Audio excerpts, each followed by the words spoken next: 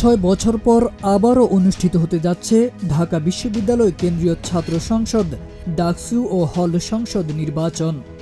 ৯ September সকাল ৮টা থেকে বিকেল ৪টা পর্যন্ত চলবে ভোট গ্রহণ। দীর্ঘ প্রতীক্ষার পর এই নির্বাচন ঘিরে ক্যাম্পাস জুড়ে বিরাজ করছে উৎসব মুখর পরিবেশ।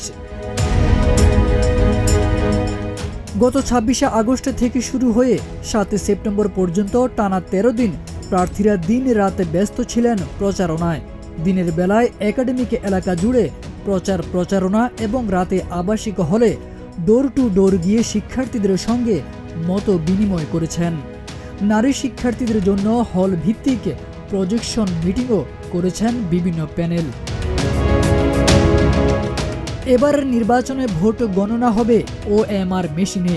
প্রক্রিয়ার স্বচ্ছতা নিশ্চিতে প্রাথমিকভাবে হাতে গোনা 10টি ব্যালট পেপারের ফলাফল মেশিনের ফলাফলের সঙ্গে মিলিয়ে দেখা হবে। সবকিছু ঠিক থাকলে বাকি ব্যালটও OMR মেশিনে গণনা করা হবে।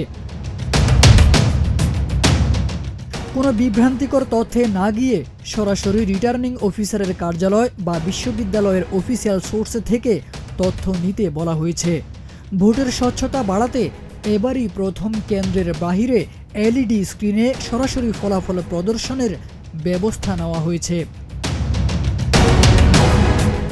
এদিকে ছাত্রদল সমর্থিত প্যানেলের প্রার্থীরা বটতলায় শপথ গ্রহণ করেন। তারা গণতন্ত্র, স্বাধীনতা ও শিক্ষার্থীদের অধিকার রক্ষায় সোচ্চার থাকার অঙ্গীকার করেন। অন্যদিকে বিভিন্ন প্যানেল ও শিক্ষক সংগঠনগুলো নির্বাচন ঘিরে কেন্দ্র স্থাপন, আচরণবিধি লঙ্ঘন ও প্রশাসনের নিরপেক্ষতা নিয়ে প্রশ্ন তুলেছে। ডাকসু নির্বাচন ঘিরে শিক্ষার্থীদের মধ্যে যেমন আছে আশা, তেমনই আছে শঙ্কা। এবারের ভোট কেমন হবে সেটাই এখন দেখার অপেক্ষা।